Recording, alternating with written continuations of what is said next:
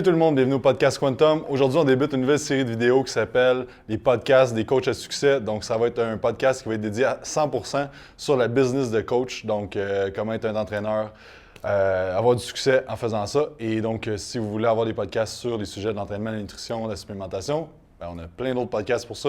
Ça va être vraiment pour ceux qui veulent soit se lancer à son compte, soit que tu es déjà à ton compte, tu vas augmenter ton chiffre d'affaires, tu vas te faire plus connaître. Donc, c'est tous ces sujets-là qu'on va faire avec mon ami Philippe Mascotte de PM Fitness.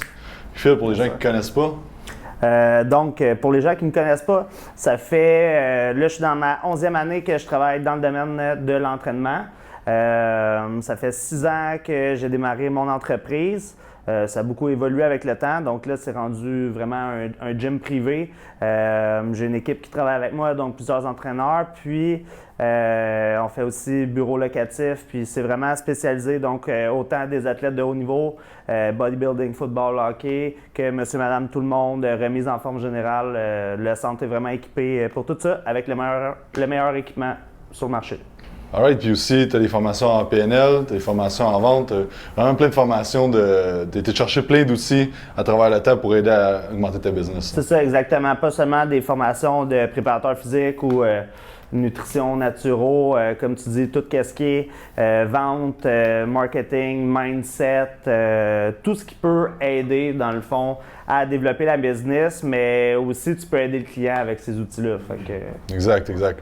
Puis pour ma part aussi, je me suis beaucoup formé aussi en marketing et en vente, ces affaires-là. Puis on avait travaillé ensemble aussi là-dessus. Fait que c'est pour ça qu'on a créé le groupe sur Facebook des entraîneurs à succès. Si vous n'êtes pas abonné, allez voir ça sur Facebook, entraîneurs à succès. Vous avez rempli un petit questionnaire, c'est important de le remplir, sinon on ne vous ajoute pas parce qu'on veut seulement du monde qui peuvent apporter quelque chose à cette communauté-là. Donc aujourd'hui, on va parler de 5 étapes pour établir tes objectifs financiers, de business, de marketing.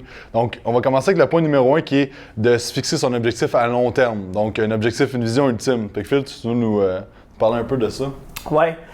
Déjà, pour teinter les objectifs que tu vas avoir dans ton entreprise ou dans ton processus là, de devenir coach à succès, c'est vraiment important que tu saches où est-ce que tu veux aller à long terme. Tu sais, la question, dans le fond, qui revient souvent, que je pose au monde et que je me pose aussi, c'est dans un monde où ce que tout est possible, qu'est-ce que je vais atteindre?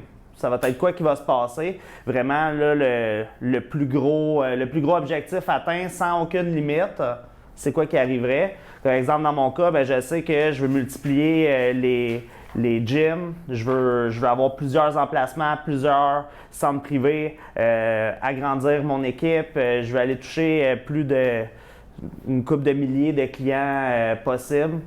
Donc, c'est vraiment là, d'avoir une idée. Puis là, plus que tu vas le mettre spécifique, plus que ça va être clair. Là. Mm-hmm.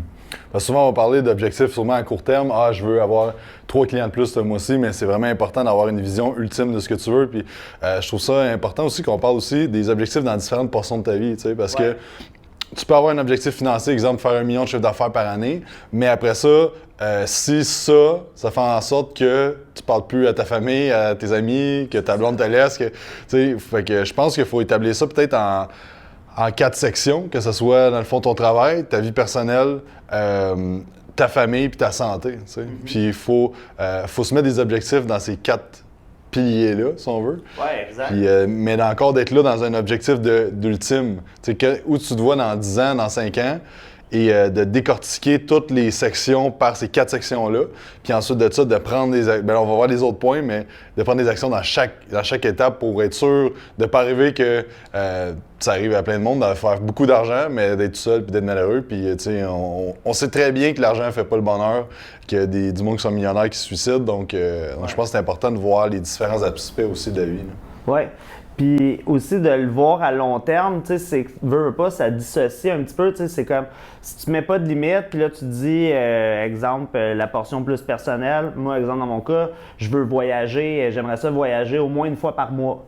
Mais tu sais, si je focus juste sur mes objectifs à court terme, ça va être difficile d'arriver à créer quelque chose qui va être assez gros pour que je puisse voyager 1 fois par mois, puis que je continue quand même à avoir une business qui roule en même temps, sans que je sois en train de me brûler, en continuant de voir mes amis, ma famille, tout ça. Fait que déjà juste là, ça va aider à planifier les objectifs. Ouais.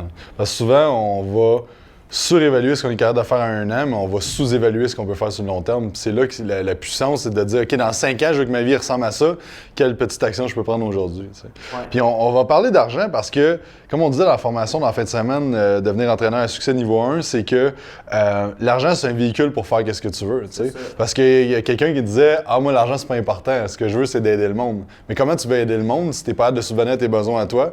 Si tu veux aider ta mère qui est malade, mais t'as pas d'argent pour l'aider, qu'est-ce que ça va te faire sentir, tu sais? Fait que c'est important que l'argent, souvent au Québec, c'est t'es greedy ou c'est mal vu, mais tu sais, il faut en parler, puis c'est quelque chose que tu veux avoir le plus possible, tu sais, pour pouvoir aider le plus de monde, parce que, tu regardes Mère Teresa, elle n'avait pas d'argent, ouais, mais elle avait du monde, tu sais, elle travaillait pas, elle avait pas de rien, mais elle avait du monde qui la finançait, là. Il y avait des millions de dollars qui rentraient pour financer sa mission de vie qui était d'amener la paix à travers le monde. Ben, même tous les organismes à but non lucratif, ils font extrêmement d'argent. C'est juste qu'elle va être utilisée pour que tous les objectifs de ces organismes-là soient atteints.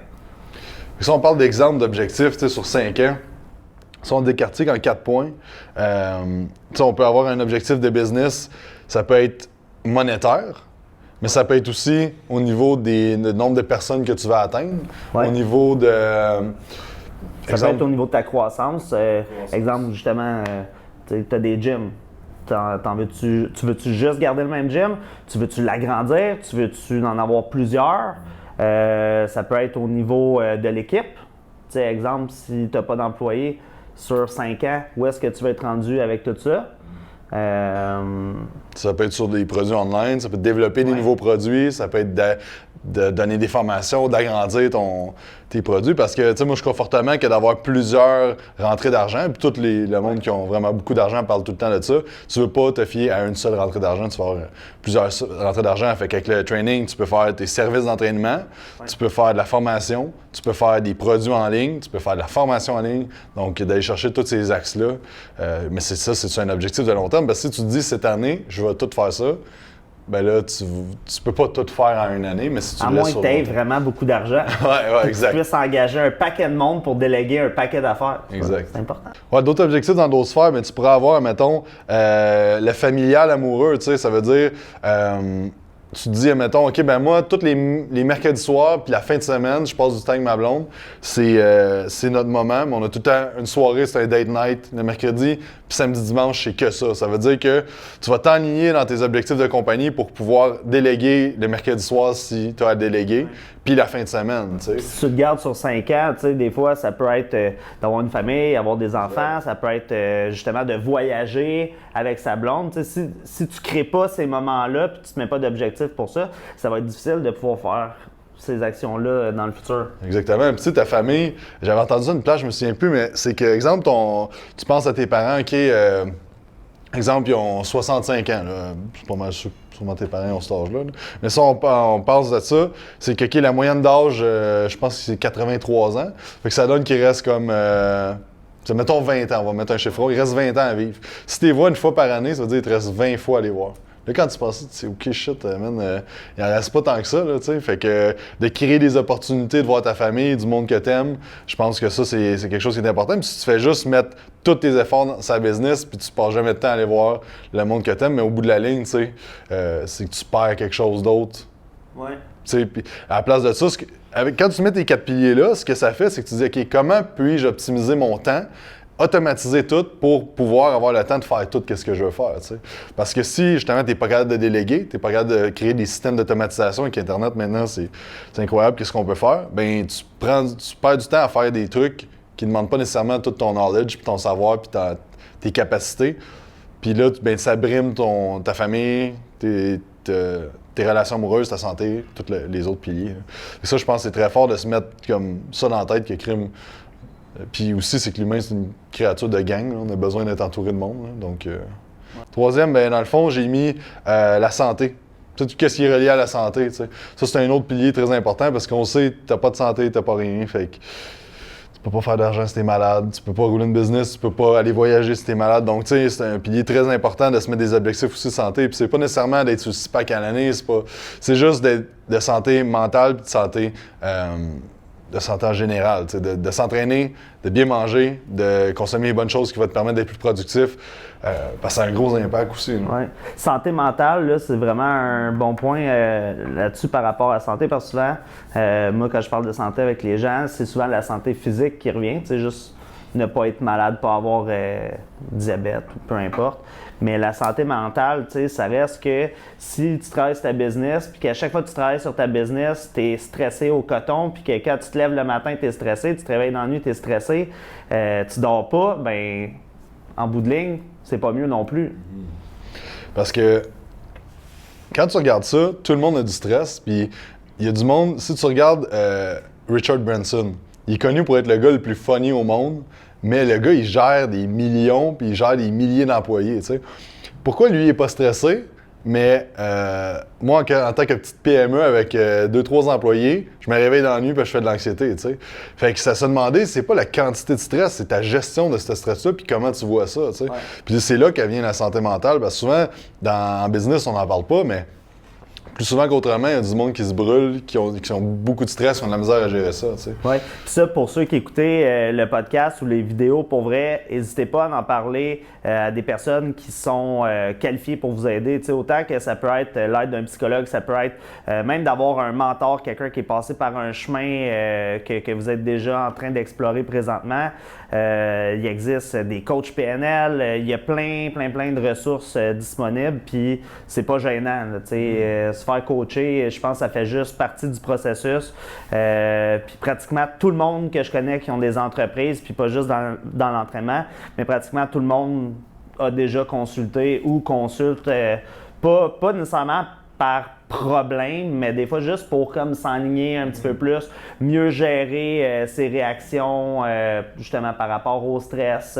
Puis des fois, juste d'avoir quelqu'un qui dit « Ah non, regarde, ça fait partie du processus, fais-toi-en pas, ça va bien aller. » Exact. Puis ça me fait penser que quand on était à Miami ensemble, on était manger avec Ghislain, le propriétaire d'Imo Facile. Puis tu sais, lui, il a passé par bien des affaires au niveau de l'immobilier. Puis là, tu sais, il parlait de certaines affaires au niveau de développement. Un bâtiment commercial. Exactement. Puis là, il rentrait ça tellement simple, puis t'es comme, ben, il fait juste le faire, là. C'est facile. Puis, tu sais, vu que lui, il a déjà passé par là, c'est super simple pour lui. Fait que d'entendre un gars parler de même, tu te dis, OK, shit, ouais, j'ai pas à m'en faire dans le fond, parce que si je veux le faire, il y a des possibilités. Puis je connais ce gars-là, ça veut dire que si j'ai des problèmes, au moins j'ai quelqu'un avec qui m'appuyer, tu sais. Ouais, exact. Fait que c'est puissant, les mentors. Puis j'ai lu récemment, il y a deux façons d'apprendre dans la vie, OK? Puis c'est des principes qui sont.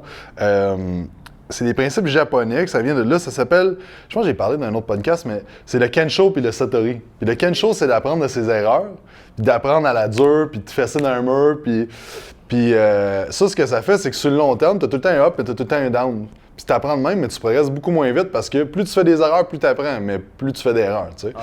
Puis le Satori, c'est d'apprendre par des mentors, d'apprendre par des livres, d'apprendre par les erreurs des autres. Puis ça, c'est tellement puissant. J'ai lu ce bout-là dans les livre, je suis wow, man. Ouais. C'est tellement ça. Puis la puissance d'avoir un mentor, moi, j'en ai pas mal tout le temps eu dans différentes sphères. Puis tabarnouche, des fois, c'est puis le déclic. Tu sais, un coup, tu as un breakthrough, tu te dis, aïe, aïe, sick.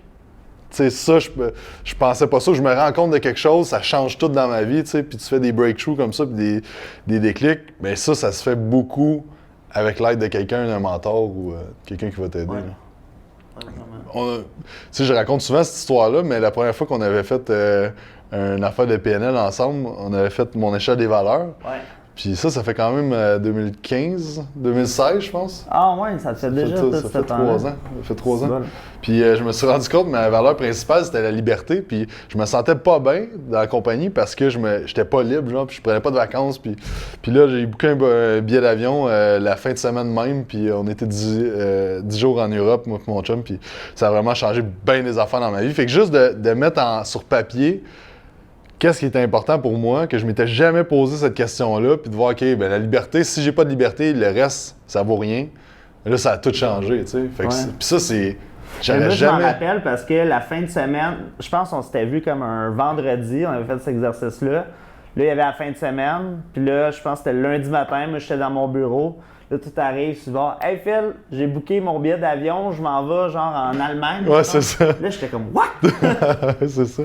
Mais j'aurais jamais décliqué ça si on n'avait pas fait cet exercice-là ensemble, tu sais. Fait que c'est vraiment puissant au niveau d'avoir un mentor puis de s'entourer de monde qui ont déjà passé là ou qui ont des connaissances pour te faire passer à un autre niveau, là. Puis la dernière, fait que c'est ça, un des piliers, c'est la santé mentale. Puis l'autre, c'est le personnel, la contribution, tu sais, tout ce qui englobe les hobbies, puis tout ça. Ça va un peu avec la santé mentale aussi, tu sais, mais c'est que... Ben, je pense que ça s'influence tout Exact. un de l'autre. Là. Exact, parce que si tu prends pas le temps de faire les trucs que t'aimes, tu vas aller ta job à un moment donné, tu sais, Ouais. même si ta passion, c'est l'entraînement.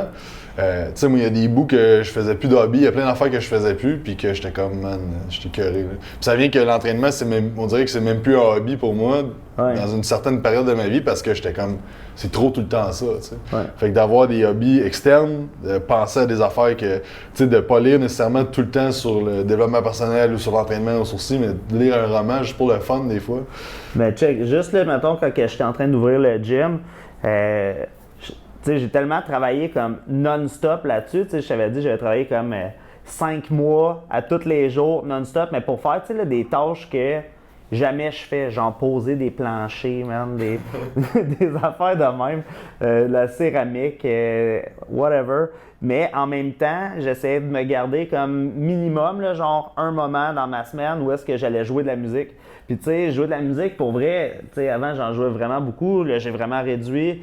Puis là, je l'ai comme remonté à ce moment-là parce que c'était tellement extrême de l'autre bord que là, OK, avec la musique, ça venait comme créer un genre d'équilibre.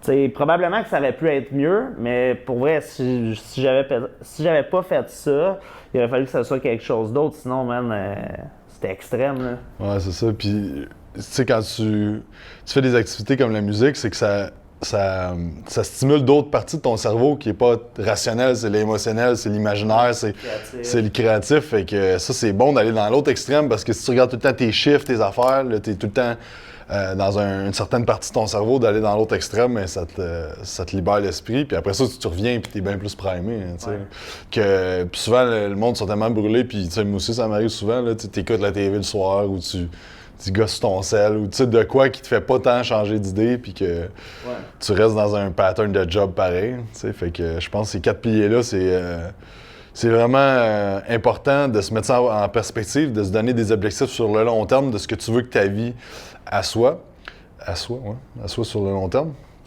Puis ensuite de ça, tu peux rentrer dans la deuxième étape, la deuxième chose qu'on va parler, qui est de se faire un plan d'action à moyen et court terme. Donc là, tu as ton objectif à long terme, tu as ton image de ta vie que tu veux, tu fais tes 4 piliers, ta business, ta famille, l'amour, la santé personnelle. Tu peux ajouter un autre pilier si il y a du monde que c'est justement la contribution, que c'est le développement dans d'autres sphères. Mais après ça, il faut que tu fasses un plan d'action moyen et court terme. Oui. Puis, plan d'action moyen court terme, là, c'est que, exemple, si ton objectif à long terme, c'est un objectif financier, mettons faire 1 million par année d'ici 5 ans, ben tes objectifs moyen terme, ça va te permettre de voir ça va être quoi la progression que tu prévois faire pour te rendre là. Parce que si, exemple, tu fais 30 000 aujourd'hui, puis là, tu te dis hey, je vais atteindre 1 million de chiffre d'affaires, mais tu sais, il y a comme un gap là, entre les deux. Fait que là, ton moyen terme, ben ça pourrait être que tu places tes objectifs annuels. Puis ensuite, plus à court terme, ça va être ton année. Fait que, exemple, moi, mes objectifs annuels, je vais diviser tous mes mois. C'est quoi mes objectifs par mois? Avec les années, c'est sûr, j'ai des stats aussi que je vois généralement, c'est quand j'ai plus de clients, d'autres moins. Mais je vais avoir mes objectifs mensuels. Après ça, je vais diviser en semaines ou en nombre de training, il faut que je vende, nombre de clients, etc. Fait que c'est ça, tu prends ton objectif sur le long terme, tu décortiques ça, objectif annuel, après ça, tu déconstruis ça en objectif mensuel, puis après ça, par semaine, tu peux aller par jour aussi, tu sais. Ben, tu sais, comme cette semaine dans le groupe, j'ai écrit c'était quoi mes objectifs perso. Je l'avais demandé aux autres, puis je pense que c'était toi qui m'avais demandé hey, c'est quoi tes objectifs cette semaine. Puis là, je m'étais craqué des objectifs un petit peu plus gros en plus cette semaine, puis ça a donné que vu que je m'étais placé ça comme objectif, j'avais mis mon attention sur réussir ces objectifs-là, puis fuck, je les ai tous réussis pareil, là, mes objectifs. Exact. Ce qui arrive, c'est que quand tu réussis des objectifs, tu pognes du momentum. Puis là, tu mets tes objectifs plus haut, tu as confiance en ce que tu es capable de créer, là, peu à peu. Parce que si tu n'as pas d'objectif, tu sais, comme tu parlais de l'attention, où ce que l'attention est, c'est ça qui va progresser. Puis pourquoi que, tu sais, le monde, ils ont trippé sur le livre Le Secret, puis ces affaires-là, puis c'est une question de genre, si tu le penses, tu vas le devenir. Ouais. Oui, mais parce que si tu le penses, tu vas prendre action, puis tu vas le devenir, tu sais. Ouais. Fait que tu vas t'en aller tranquillement pas vite vers ton chemin, puis ça, c'est tellement fort de se donner des objectifs mensuels, parce que là, tu as quelque chose à atteindre. Ça veut dire que si tu arrives et tu es comme aujourd'hui, j'ai pas tant de clients, j'ai pas tant d'affaires, tu vas procrastiner, tu vas faire d'autres choses. Puis c'est pas grave parce que à la fin du mois, tu vas juste être comme j'ai fait tant, puis c'est correct. T'sais. Mais si tu te dis OK, il faut que je fasse 35 000 ce mois-ci de vente ou 35 000 qui rentrent dans mon compte, ben là, OK, 35 000, c'est quoi par semaine qu'il faut que je vende? C'est quoi mes patterns que j'ai? J'ai combien déjà présentement qui va rentrer récurrent parce que tu as un système d'automatisation de récurrence de paiement que vous devriez tout avoir. Ouais. Ça serait un autre sujet. Mais c'est ça, puis après ça, tu peux dire OK, bon, il manque 15 000 dans mon mois. Quelle stratégie je peux mettre en place pour aller chercher 15 000 dans mon mois? Puis c'est là que tu deviens créatif à trouver des solutions. Parce que là, si tu n'as pas d'objectif, tu ne viens pas à créer des solutions. Puis là, tu peux dire, OK, gars, je vais faire tirer des séances sur Instagram. Ouais, je vais booster la pub. Je vais booster la pub, je vais mettre plus de pub. Je vais inviter du monde à venir essayer le gym. Je vais venir inviter du monde à venir faire des séances avec mes coachs. Je vais donner quelque chose, un petit quelque chose gratuit pour amener le monde, pour après ça des upgrader. Fait que c'est là que tu prends action et que tu es créatif sur les actions que tu peux prendre. Oui, exactement. Ben justement, pour avoir réussi mon objectif cette semaine, finalement, à la dernière journée, là, il me manquait un client que je n'avais pas booké, un nouveau client. Finalement, j'ai trouvé un client qui voulait venir. Je l'ai booké le matin avant la conférence, puis finalement, ça a closé ma semaine. Puis, tu sais, on parlait d'attention aussi, là. Moi, il y avait de quoi de m'amener que je me rappelle pas si c'était quelqu'un qui m'avait dit ça ou si je l'ai lu ou whatever, mais ça m'est vraiment resté en tête. Mais, tu sais, souvent, on dit je vais le croire quand je vais le voir, tu sais. Mais là, c'était comme le switch de la phrase, tu sais, dans le fond, c'est-tu vas le croire quand tu vas le voir ou tu vas le voir quand tu vas le croire? Puis là, si tu te mets dans le fond à croire tes affaires, ben, tu sais, là, tu te mets à y voir. Puis finalement, ça se passe, puis... En PNL, c'est quoi le RAS? Là? En anglais, c'est RAS. Tony Robbins parle de ça. C'est le truc que, tu vois, mettons, je te dis, regarde tout ce qui est rouge. Tu vas tout remarquer qu'est-ce qui est rouge. Je te dis combien qu'il y en a, tu vas me le dire. Mais si je te dis qu'est-ce qui était bleu, là, tu sais pas parce que t'es focusé sur ce qui est rouge. Ben, je sais, honnêtement... je sais pas c'est quoi le RAS, c'est peut-être parce que le terme il est en anglais. Ouais, puis... c'est un acronyme, le RAS. Mais c'est sûr que ça a un lien avec justement l'attention, tu sais, parce que si tu penses à une voiture jaune, ben là, tu te mets à voir des voitures jaunes. Ben là, tu sais, comme, rappelle-toi de toutes les voitures blanches que tu as vues pendant que tu pensais à tes voitures jaunes, puis que tu pensais pas à tes voitures blanches, mais là, tu n'auras pas vu gros. Là. Exact. Fait que c'est pour ça que c'est puissant de penser, exemple, OK, ben aujourd'hui, je vais essayer de voir toutes les opportunités. Je vais voir toutes les opportunités qui s'offrent à moi. Puis de penser à ce que tu veux, tu vas voir les opportunités, tu vas voir le développement dans ça. Si tu te dis ma vie c'est de la merde, j'ai pas de clients, si j'ai pas de clients, le monde n'a pas d'argent, qu'est-ce que tu penses que tu vas voir? Juste des clients qui n'ont pas d'argent. Puis ta vie, ça va être de la merde, puis tu n'auras pas de clients. Exactement. Fait que, pour vrai, ça, c'est un autre sujet qu'on pourrait élaborer si les gens ont de l'argent. Je pense qu'on pourrait sortir des statistiques au Québec, genre de quel point le monde a de l'argent, puis à quel point le monde les dépense pour d'autres choses. Mais moi, je check tout le temps les sites de Revenu Québec, là, puis je me rappelle, il y a une couple d'années, là, moi, j'étais comme, je veux être dans le point, je pense que c'est 0,33% du Québec, qui fait en haut de 500 000 par année. Mais juste les stats là, sur Revenu Québec, là, c'est assez impressionnant. Là. Ouais, fait qu'on regardera ça, on fera un autre podcast là-dessus. Fait que prochain point, là, dans le fond, tu as fait ton objectif ultime, tu as fait ton plan d'action moyen, court terme. Là, le prochain, numéro 3, c'est de t'assurer de connaître tes produits et services. Donc, ça va en lien avec le point numéro 2, c'est de savoir combien, tous tes services, combien ils valent, combien ça t'en prend de vendre ça, combien il faut t'en vendre pour atteindre tes objectifs. Oui, exactement. Surtout si tu fonctionnes avec des forfaits, tu sais, ça te prend... tu sais, dans le fond, c'est juste de faire des maths, là. Ça te prend combien de forfaits de 52 séances si tu veux atteindre ton objectif du mois? Ça prend combien de 26? Ça te prend combien de 12? Puis là, tu peux te mettre des objectifs sur chacun. Tu sais, OK, mais ce mois-ci, je veux vendre 5,52, 1,104, puis vraiment diviser. Savoir connaître tes forfaits, vraiment de A à Z. C'est important. Puis tu sais, encore là, quand que tu vas à des... différents produits, différents services, tu sais. Comme nous, chez Quantum, on a un panoplie de produits en ligne aussi, tout ça. Fait que quand je vais me mettre des objectifs, je me dis, OK, mais je vais tenter de vendre, comme objectif, je vais me mettre de vendre 6 produits online, d'avoir 100 personnes dans mon défi, de vendre 3 formations en ligne. Après ça, tu as les formations one-on-one. Là, ben, c'est de vendre, exemple, 10 places pour la prochaine formation qui arrive. Là, les 52 séances, les suivis, tout ça. Puis tu établis tout ça. Puis après ça, quand tu as ça, là, OK, qu'est-ce que je peux faire pour vendre 10 produits en ligne? Dans le comment après. Exactement. Fait qu'on revient au comment puis le plan d'action. Mais ça, je pense que c'est super important de tout connaître tes différentes affaires. Connaître ta marge de profit aussi, tu sais. Ouais. Si, exemple, tu sais que t'as des trainers que ton 208 séances, c'est lui le moins lucratif pour la compagnie, ben tu te demandes, est-ce que c'est quoi je veux? Je veux-tu vraiment feeder mes trainers ou je veux faire du profit? Puis là, tu peux aligner tes pitchs puis tes affaires face à ça, tu sais. Ouais, ben je pense que plus que tu es équilibré puis tu connais tes chiffres, tu connais tes stats, ça te permet justement d'ajuster ton service en conséquence. Parce que moi, j'en ai des options à pas beaucoup de profit, mais qui vont se vendre plus facilement. J'en ai des options avec beaucoup de profit, mais qui vont avoir moins de personnes qui vont acheter.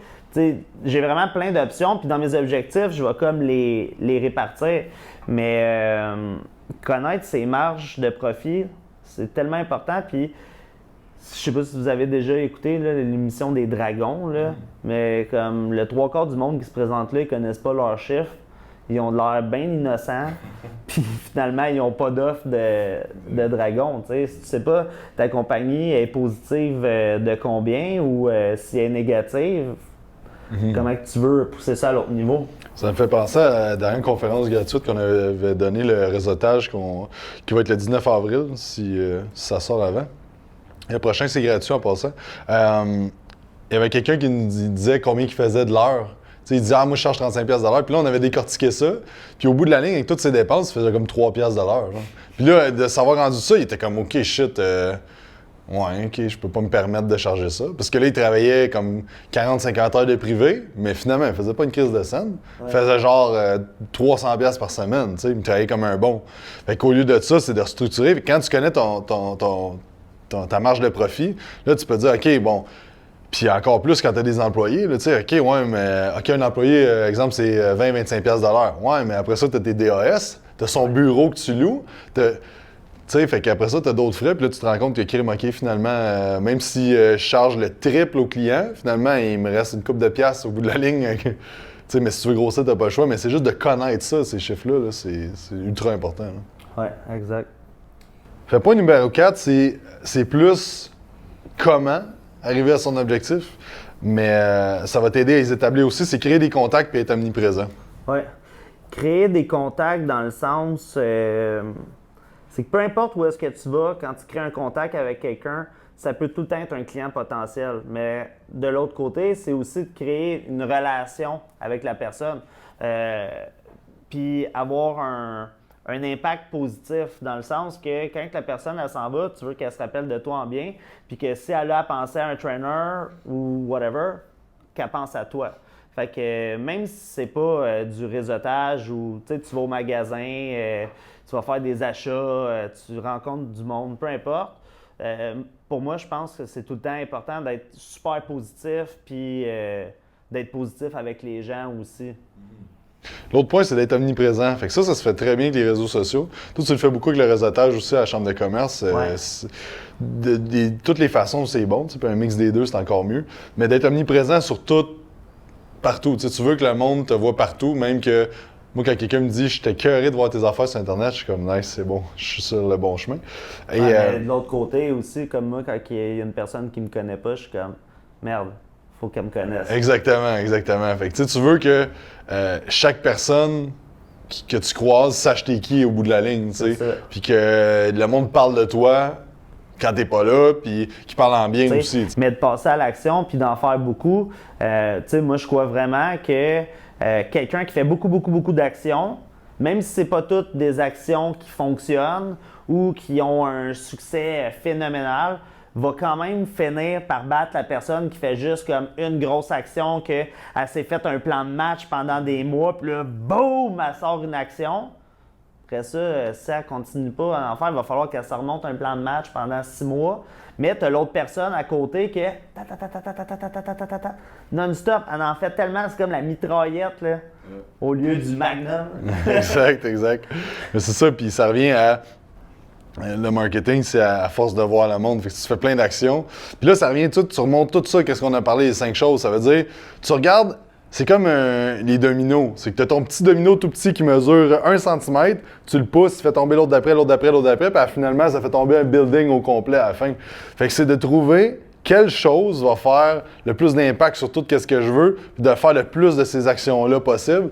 Puis là, ben après ça, c'est tous les autres points qu'on a parlé, tu sais. Fait que...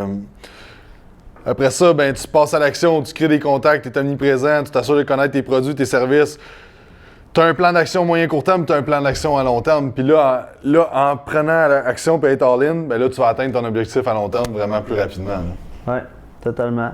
Puis all-in, là, c'est vraiment important. Si tu veux que ton projet il fonctionne, vas-y pas à moitié. Là. Tu y vas à 200% parce que si tu as tout le temps un pied en dedans de la porte, puis l'autre pied à l'extérieur, puis que tu n'es jamais là à 100%, ben tu vas fonctionner à 50%, puis tu vas avoir des résultats à 50%. Parce que souvent, il y a du monde qui sont à part-time dans le coaching, mais l'affaire, c'est qu'ils vont tout le temps rester part-time parce qu'ils n'ont pas l'urgence d'atteindre leur objectif parce qu'ils ont leur sécurité d'un bord, tu sais. Ouais. Si t'as ta petite job que t'aimes pas, t'es écœuré, mais t'es comme au moins c'est sécuritaire, c'est mes affaires. Mais tu passeras pas à l'action à 100%, fait que tu vas tout le temps rester avec ça. Fait que je dis pas de lâcher votre job, mais je dis peut-être de faire un plan sur quand est-ce que vous avez lâché votre job si c'est ça que vous voulez, puis de prendre action dans cette direction-là. Ben tu sais, en ayant des objectifs setés, tu sais, si tu as tes objectifs mensuels, annuels dans 5 ans, tu sais, si dans 5 ans, ton but, là, c'est de rouler temps plein trainer, puis d'avoir ta business ou d'avoir des coachs ou peu importe c'est quoi, bien, dans les années avant, dans les mois avant, il va falloir que tu fasses des changements si en ce moment, tu es plombier à 50 heures par semaine, tu sais, ou si tu es architecte ou même médecin, tu sais, il va falloir que tu changes quelque chose parce que ça ne se fera pas tout seul. Exact. Ça, c'était les 5 étapes pour créer vos objectifs puis avoir plus de succès. Si vous aimez ça, les podcasts, n'oubliez pas de faire 5 étoiles et aller rejoindre notre groupe Facebook, les entraîneurs à succès du Québec. Juste rechercher ça. Encore là, répondez aux petits questionnaires, on vous aide. Et il y a plein de choses vraiment intéressantes qui se passent là-dessus. On fait des annonces quand on fait des réseautages. On donne des trucs. Tout le monde partage les affaires. On apprend chacun de l'autre. Puis le but avec ça, c'est propulser tous les entraîneurs vers le succès. Et c'est quelque chose que... Pourquoi on a parti ça? C'était vraiment parce qu'on voyait qu'au Québec, tout le monde se parle dans le dos. Tout le monde lui, il doit vendre des affaires pour arriver. Lui, il doit faire des affaires croches, whatever. Puis on veut changer ça parce que on a toute une mission commune, c'est d'aider le plus de monde possible. Fait qu'on veut tous s'aider à travers tout ça. Sur ce, Philippe, le mot de la fin? Passer à l'action. All right. Donc, merci à tous d'avoir écouté. J'espère que vous avez apprécié. Si vous aimez ça, les podcasts, n'oubliez pas de laisser un petit review sur iTunes, un petit 5 étoiles. Ça nous ferait grandement plaisir. Si jamais vous avez quelqu'un que vous voulez avoir sur le podcast, vous pouvez nous écrire sur Instagram, Facebook, Quantum Training. Il y a aussi notre chaîne YouTube que vous pouvez aller voir, Quantum Training. Et aussi, pour ceux qui écoutent le podcast, vous avez 20% de rabais sur le site beliefsupplement.com avec le code Quantum20. Si vous voulez un shaker incassable en acier inoxydable, pas de BPA, l'excellente compagnie Mana Apparel vous offre 15% de rabais avec le code Quantum15. Sur ce, passez une excellente journée et on se dit à la prochaine.